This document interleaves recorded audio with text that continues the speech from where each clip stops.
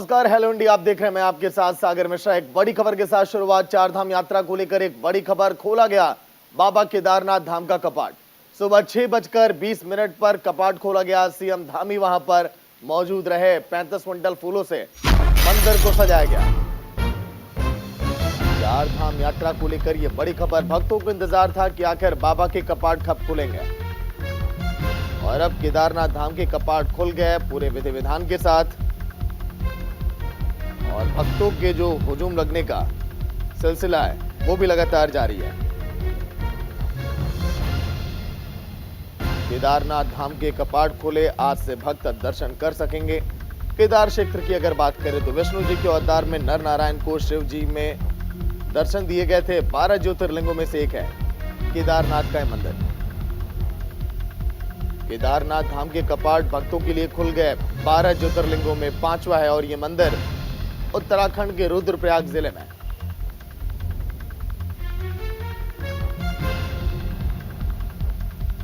केदारनाथ धाम से जुड़ी कई ऐसी मान्यताएं हैं, और उन मान्यताओं पे ही भक्त यहां पर दर्शन के लिए पहुंचते हैं। 6:20 पर पूरे विधि विधान के साथ कपाट खोला गया। सीएम धामी भी इस मौके पर वहां पर मौजूद रहे। उत्तराखंड के रुद्रप्रयाग जिले में केदारनाथ धाम 12 ज्योतिर्लिंगों में से एक केदारनाथ धाम, जहां पर भक्त पहुंचते हैं दर्शन पूजन के लिए।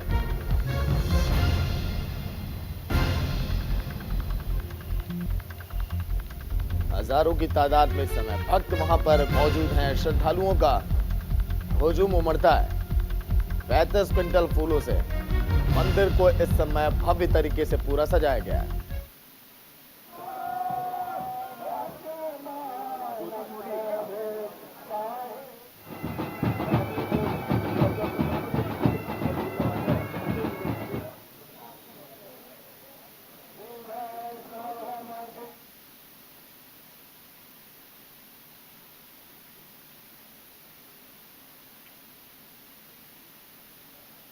एक और बड़ी खबर। पीएम नरेंद्र मोदी के केरल दौरे का आज दूसरा दिन है। केरल को देंगे वंदे भारत एक्सप्रेस की सौगात। तिरुवनंतपुरम में सुबह 10:30 पर दिखाएंगे हरी झंडी। केरल में 3200 करोड़ की योजनाओं की आधारशिला भी रखेंगे पीएम मोदी। भारत के पहले डिजिटल साइंस पार्क की रखेंगे आधारशिला। सिलवासा में 4850 करोड़ की परियोजनाओं की आधारशिला। शाम 6 बजे दमन में देवका सी फ्रंट का भी उद्घाटन करेंगे पीएम मोदी। नरेंद्र मोदी कल के दिन भी कोची में रोड शो किए, जहां पर उन्होंने कई बड़ी परियोजनाओं की सौगात दी और साथ में जनसभा को भी संबोधित किया था।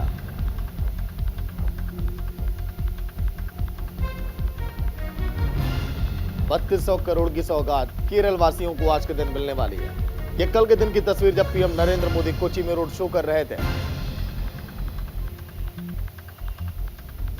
पैदल चलते हुए इस रोड शो में शामिल हुए थे पीएम नरेंद्र मोदी। लोगों का अभिवादन स्वीकार किया, और आज केरल के दौरे का दूसरा दिन। तो चलिए जान लेते हैं कि पीएम नरेंद्र मोदी का ये केरल दौरा कितना अहम है, क्योंकि केरल में पहले वंदे भारत एक्सप्रेस को आज के दिन पीएम नरेंद्र मोदी हरी झंडी दिखाएंगे। वंदे भारत एक्सप्रेस जिसकी सौगात कई प्रदेशों को लगातार मिल रही है। तिरुवनंतपुरम में 3200 करोड़ की परियोजनाओं की आज सौगात देने वाले हैं पीएम नरेंद्र मोदी, और देश के पहले डिजिटल साइंस पार्क की भी आधारशिला पीएम रखेंगे। वहीं इसके साथ ही साथ तिरुवनंतपुरम में भी आज के दिन पीएम नरेंद्र मोदी कई बड़ी सौगात देने वाले हैं। तीसरी पीढ़ी का science park technology digital university के पास ये बनेगा। वहीं 1500 करोड़ के खर्च में जो है कहा जा रहा है कि इसको बनाया जाएगा। 1.5 लाख वर्ग फुट में पहले वाले में 5 मंजिल होंगे। इसके साथ ही साथ पार्क की शुरुआत में 2 लाख वर्ग फुट के क्षेत्रफल के साथ ही 2 भवन होंगे। सेंटर ऑफ एक्सेलेंस जिसमें अनुसंधान होगा, वहीं दूसरी बिल्डिंग में प्रशासनिक और साथ ही डिजिटल एक्सपीरियंस सेंटर भी यहां पर होगा। वहीं डिजिटल साइंस पार्क यानी कि कबानी में 10,000 वर्ग फुट जगह से परिचालन जो है वो शुरू किया जाएगा। Digital science park AI, robotics, electronics और भी कई ऐसी खास सुविधाएं जो तकनीक से लैस यहां पर आपको दिखाई देने वाली हैं।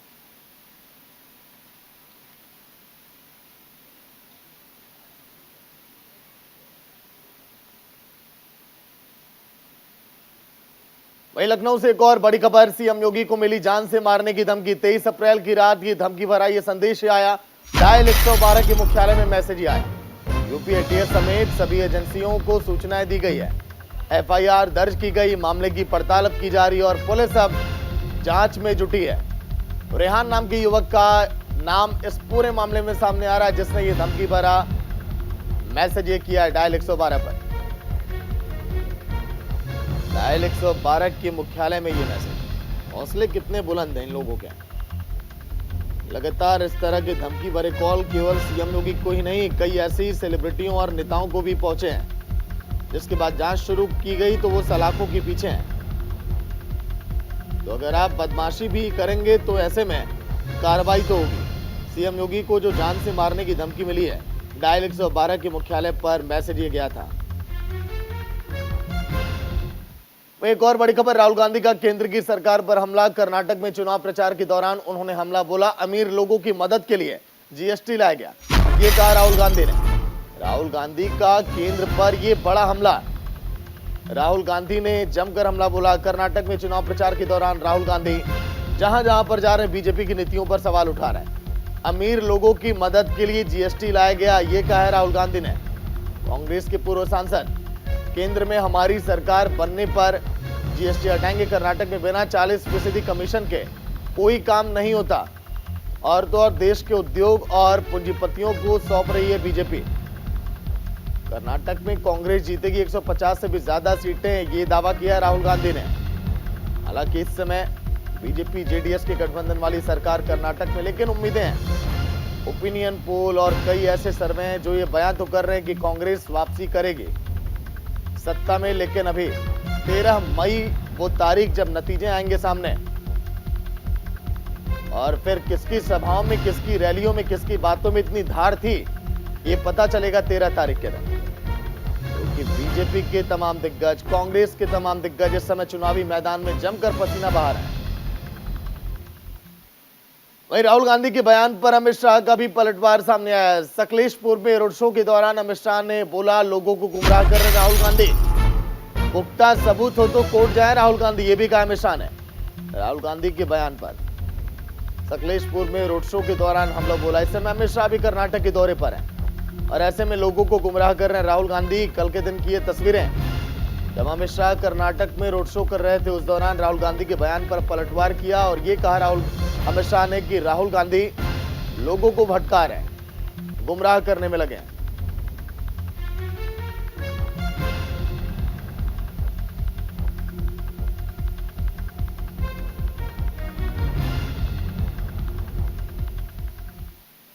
एक और बड़ी खबर, प्रियंका गांधी का कर्नाटक दौरा। आज से 2 दिनों के दौरे पर जाएंगी कर्नाटक। दोपहर 12 बजे टी नरसीपुर में जनसभा को संबोधित करेंगी। बड़ी खबर, प्रियंका गांधी का कर्नाटक दौरा। 2 दिनों के कर्नाटक के दौरे पर जाएंगी प्रियंका गांधी। दोपहर 12 बजे टी नरसीपुर में जनसभा को भी संबोधित करेंगी प्रियंका गांधी। शाम 5 बजे कृष्णानगर में रोड शो में शामिल होंगी और कर्नाटक चुनाव में स्टार प्रचारक बनाया गया प्रियंका गांधी को। तो कर्नाटक दौरा ये प्रियंका गांधी का काफी अहम है, क्योंकि इनकी भाषणों में कहा जाता है कि ताकत बहुत अच्छी है लोगों को अपनी तरफ आकर्षित करने की। ऐसे में कर्नाटक की जनता कितनी आकर्षित होगी कांग्रेस की तरफ, यह भी देखना काफी अहम होगा। तो चलिए, प्रियंका गांधी का ये कर्नाटक दौरा कितना अहम है और 2 दिनों के दौरे में क्या क्या करेंगे प्रियंका गांधी, ये भी अब आपको दिखाते हैं। तो प्रियंका गांधी का कर्नाटक दौरा कितना अहम। चुनाव की घोषणा के बाद राज्य का पहला दौरा कर रही है प्रियंका गांधी। वहीं हनूर के गौरी शंकर कन्वेंशन हॉल में दोपहर 3 बजे महिला संवाद भी करेंगे प्रियंका गांधी। शाम 5 बजे कृष्णा राजनगर में थोपम्मा मंदिर से अंबेडकर स्टैचू तक रोड शो होगा और पुराने मैसूरू क्षेत्र में ज्यादातर चुनावी सभाएं करेंगे। वहीं 224 विधानसभा सीटों के लिए वोटिंग की जाएगी। 13 मई को विधानसभा चुनाव के नतीजे आएंगे, जैसा कि हमने जिक्र किया, और ऐसे में चुनाव के नतीजों का सभी को इंतजार है, क्योंकि 2 चरणों में चुनाव होने वाले हैं कर्नाटक में।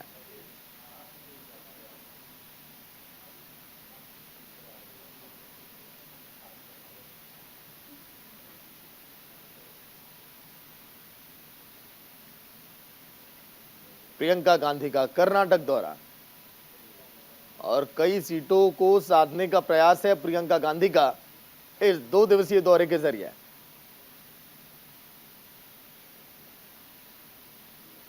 वहीं दिल्ली से एक बड़ी खबर आ रही है, जहां पर जंतर मंतर पर पहलवानों के धरने का तीसरा दिन। रेसलर के समर्थन में भूपेंद्र सिंह हुड्डा आ चुके हैं। हरियाणा के पूर्व सीएम आज जंतर मंतर पर खिलाड़ियों से बातचीत करेंगे। खिलाड़ियों के साथ अन्याय हो रहा है, ये कहना भूपेंद्र सिंह हुड्डा का। पहलवानों का इस समय जमकर हल्ला बोल। रेसलर के समर्थन में भूपेंद्र सिंह हुड्डा आ गए जंतर मंतर पर। जब पहले ये पहलवानों ने धरना दिया था, उसके बाद का फैसला यही आया कि सभी आरोप निराधार हैं, लेकिन एक बार फिर धरने पर बैठे हैं सभी पहलवान। और इस समय जंतर मंतर इनका अखाड़ा बन चुका है, जहां पर जमकर ये प्रदर्शन कर रहे हैं अपनी मांगों को लेकर और जांच की मांग को लेकर अपनी आवाज ये बुलंद कर रहे हैं।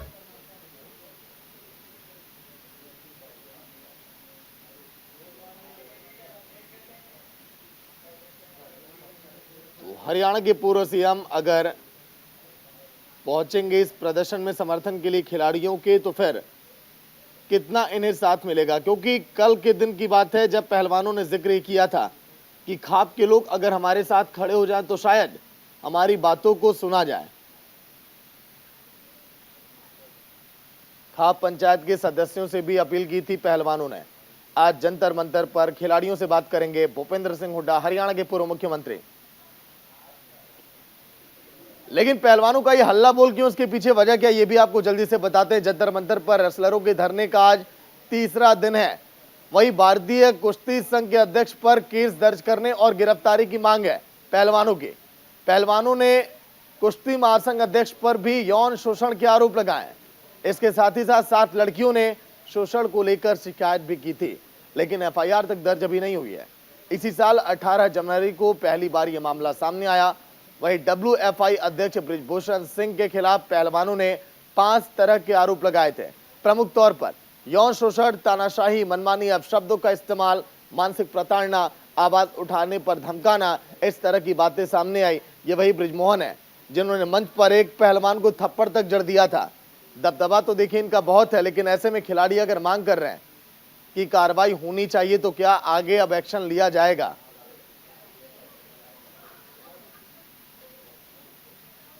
एक और बड़ी खबर, पंचायत चुनाव से पहले टीएमसी का अभियान। त्रिशमूली नवजोवर की शुरुआत करेगी टीएमसी। सीएम ममता बनर्जी अभियान की शुरुआत ये करेंगे। आज से 2 महीने तक चलेगा टीएमसी का अभियान पंचायत चुनाव को लेकर। टीएमसी का जनसंपर्क अभियान 3500 किलोमीटर तक ये जनसंपर्क अभियान चलाया जाएगा। जनसंपर्क अभियान 3500 किलोमीटर तक पश्चिम बंगाल में ममता बनर्जी आपको दिखाई देंगी इस जनसंपर्क अभियान में।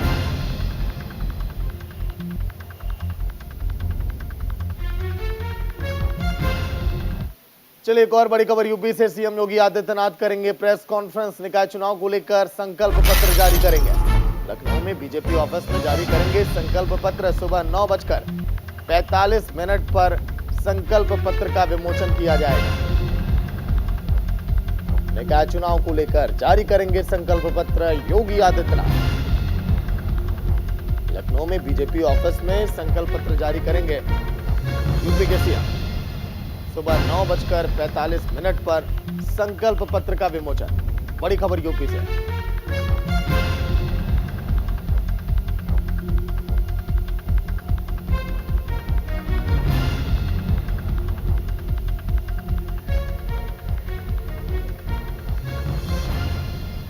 तो बीजेपी आज संकल्प पत्र अब जारी करेगी, लेकिन संकल्प पत्र में क्या खास होगा? सीएम योगी आदित्यनाथ संकल्प पत्र के जरिए क्या संदेश अब पहुंचाएंगे जनता तक? क्योंकि बीजेपी आज संकल्प पत्र जारी करने वाली है। 2 चरण में यूपी में निकाय चुनाव होने वाले हैं। तारीखों का ऐलान देखिए फिलहाल हो चुका है, लेकिन 2 चरणों में चुनाव होगा और सभी पार्टियां चुनावी मैदान में समय डटी हुई हैं। सपा, बसपा, कांग्रेस, उसी में बीजेपी भी है। 4 मई को पहले और 11 मई को दूसरे चरण की वोटिंग होगी और 13 मई को निकाय चुनाव के नतीजे आएंगे, जिस दिन कर्नाटक चुनाव के नतीजे आने वाले हैं। 4 करोड़ 32 लाख वोटर जो है वोट डालेंगे इस निकाय चुनाव में। वहीं नगर निकाय के 14,684 पदों पर चुनाव ये होगा। 17 मेयर और 1420 पार्षद का चुनाव ईवीएम मशीन में कैद होगा।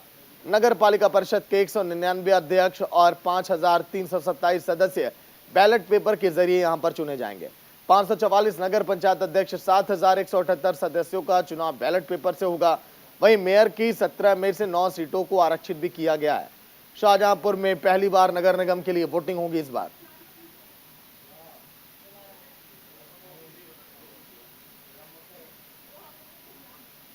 सीएम योगी प्रेस कॉन्फ्रेंस करके संकल्प पत्र जारी करेंगे, विमोचन करेंगे संकल्प पत्र का।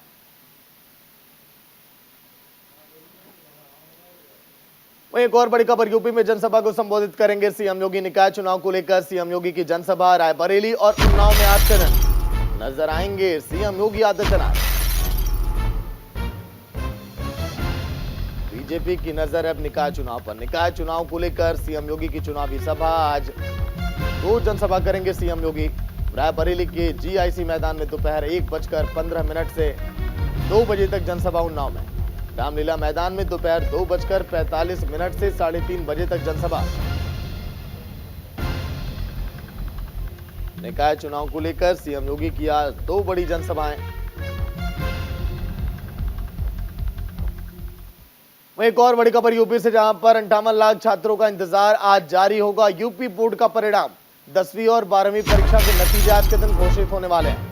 दोपहर 1:30 पर रिजल्ट ये जारी होगा। 16 फरवरी से 4 मार्च के बीच परीक्षा आयोजित हुई थी।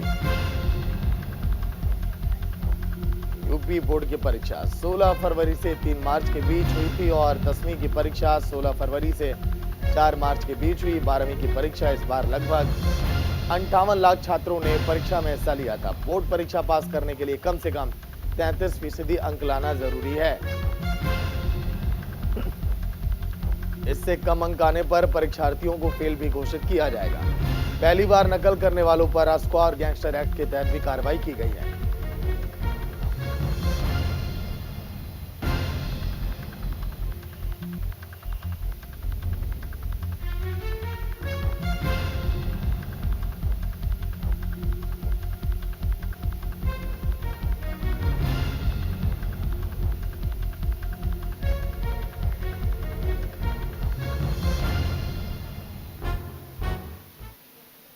देखिए, कई सारे परीक्षार्थियों ने हिस्सा लिया। यूपी बोर्ड की परीक्षा की बात करें, 16 फरवरी से 3 मार्च के बीच ये परीक्षा हुई। 10वीं की परीक्षा 16 फरवरी से 4 मार्च के बीच हुई।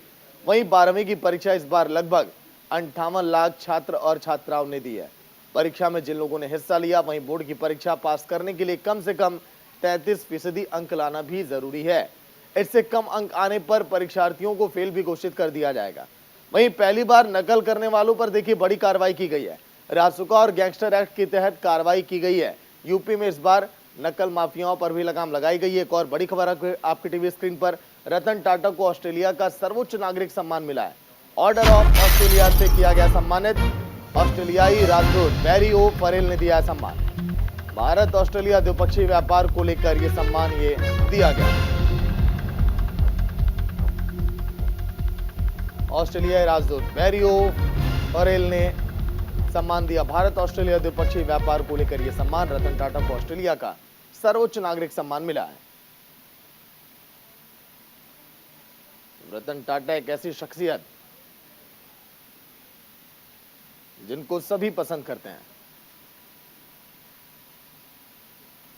वहीं एक और बड़ी खबर, दिल्ली में कोरोना संक्रमण के मामलों में कमी। बीते 24 घंटों में 689 नए मामले सामने आए। 24 घंटों में 3 लोगों की लेकिन मौत भी हो गई है। संक्रमण दर पहुंच चुका है 29.42% और दिल्ली में कोरोना के एक्टिव केस जो है वो है 5011। बीते 24 घंटों में कोरोना से 3 लोगों की मौत हो गई। संक्रमण दर जो है 29.42% पहुंचा इस समय दिल्ली में। कोरोना के एक्टिव केस इस समय है 5011।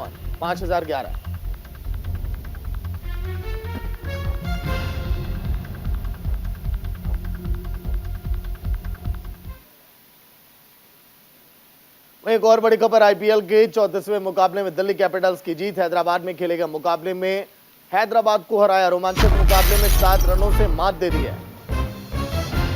दिल्ली ने कल के दिन बेहतरीन खेल दिखाया। 34वां मुकाबला था यह। और दिल्ली कैपिटल्स ने इसमें बाजी मारी है। रोमांचक मुकाबले में 7 रनों से जीत प्राप्त की है दिल्ली ने। तो कल के दिन दिल्ली ने पहले टॉस जीता था, बल्लेबाजी चुनी थी, लेकिन दिल्ली कैपिटल्स की बात करें तो सनराइजर्स हैदराबाद को हराया। हैदराबाद में मुकाबला ये खेला गया था। 7 रनों से मात दी है हैदराबाद को दिल्ली ने। दिल्ली ने 20 ओवर में 9 विकेट पर बनाए थे 144 रन। पिछले कुछ मैचों में अगर आप देखेंगे तो लो स्कोरिंग मैच बहुत ज्यादा रोमांचक हुआ है। मनीष पांडे ने 27 गेंदों में 34 रनों की पारी खेली। अक्षर पटेल ने भी 34 गेंदों में 34 रन बनाए। मिचेल मार्श ने भी 15 गेंदों में 25 रनों की पारी खेली। हैदराबाद की टीम 20 ओवर में 6 विकेट पर 137 रन ही बना सकी। मयंक अग्रवाल ने 39 गेंदों में 49 रन बनाए। वहीं हेनरिक क्लासेन ने 19 गेंदों में 31 रन बनाए। वॉशिंगटन सुंदर ने 15 गेंदों में 24 रन भी बनाकर वो नाबाद रहे थे। ऐसे में आखिरी लम्हे में अक्षर पटेल ने जिस तरह से बल्लेबाजी की, उसी बल्लेबाजी के दम पर कहा जाए तो दिल्ली ने जीत प्राप्त की और आखिरी के ओवर में मैच पूरी तरह से बदल गया था। तो चलिए इसी के साथ हेलो इंडिया में इतना ही। देखते रहिए न्यूज़ इंडिया। नमस्कार।